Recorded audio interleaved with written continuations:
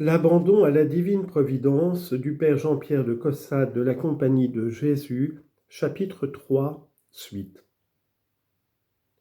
Autrefois, l'âme, par idée et par lumière, voyait ce qui faisait le plan de sa perfection. Ce n'est plus cela dans son état présent. La perfection se donne à elle contre toute idée, toute lumière et tout sentiment. Elle se donne par toutes les croix de providence, par les actions du devoir présent, par de certains attraits qui n'ont rien de bon que de ne point porter au péché, mais qui semblent tout à fait éloignés du sublime, éclatant et de l'extraordinaire de la vertu. Dans ces croix qui se succèdent par moments, Dieu caché et voilé se donne avec sa grâce d'une façon très inconnue.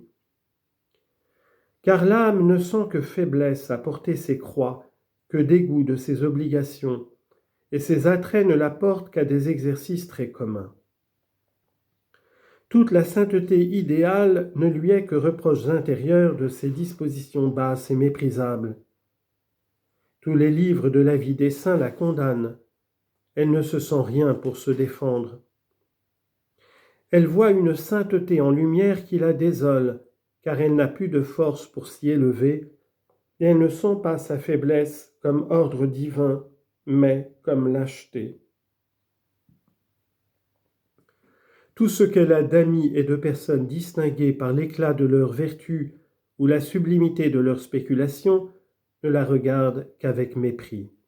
Quelle sainte, dit-on.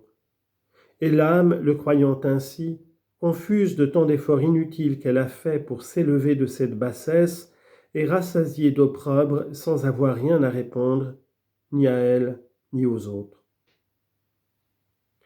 Elle sent cependant un poids foncier qui l'occupe de Dieu et lui dit insensiblement que tout ira bien pourvu qu'elle le laisse faire et ne vive que de la foi. Vraiment, dit Jacob, Dieu est en ce lieu et je n'en savais rien. Genèse, chapitre 28, verset 16. Vous cherchez Dieu, chère âme, et il est partout. Tout vous l'annonce, tout vous le donne. Il a passé à côté, autour, au-dedans, au travers de vous. Il y demeure et vous le cherchez. Ah, vous cherchez l'idée de Dieu avec sa substance, vous cherchez la perfection, et elle est dans tout ce qui se présente à vous de soi-même. Vos souffrances, vos actions, vos attraits sont des énigmes sous lesquelles Dieu se donne à vous pour soi-même, pendant que vous tendez vainement à des idées sublimes dont il ne veut point se revêtir pour se loger chez vous. Marthe cherche à contenter Jésus par de beaux apprêts. Luc chapitre 10, verset 40. Et Madeleine se contente de Jésus comme il lui plaît de se présenter à elle. Jean chapitre 20, versets 14 à 16. Jésus trompe même Madeleine. Il se présente sous la figure d'un jardinier. Et Madeleine le cherche sous l'apparence de l'idée qu'elle s'en formait. Les apôtres voient Jésus et ils le prennent pour un fantôme. Dieu se déguise donc à l'âme pour l'élever à la pure foi qui le trouve en lui-même sous toutes sortes d'énigmes, car elle sait le secret de Dieu. Il a beau se déguiser, elle dit, le voilà derrière la muraille, il regarde au travers des treillis et par les fenêtres. Cantique des Cantiques, chapitre 2, versets 8 et 9.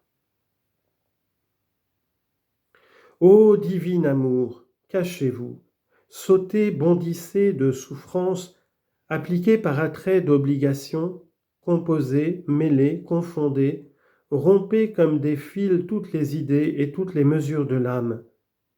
Qu'elles perdent terre, qu'elles ne sentent et n'aperçoivent plus ni chemin, ni voie, ni sentier, ni lumière. Qu'après vous avoir trouvé dans vos demeures et vos vêtements ordinaires, dans le repos de la solitude, dans l'oraison, dans l'assujettissement à telle et telle pratique, dans les souffrances, dans les soulagements donnés au prochain, dans la fuite des conversations, des affaires, qu'après avoir tenté toutes les manières et tous les moyens connus de vous plaire, elle demeure courte, ne vous voyant plus en rien de tout cela comme autrefois.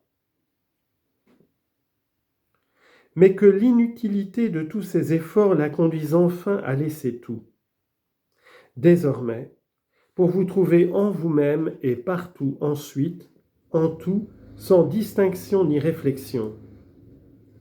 Car, ô divin amour, quelle erreur de ne pas vous voir dans tout ce qui est bon et en toutes les créatures.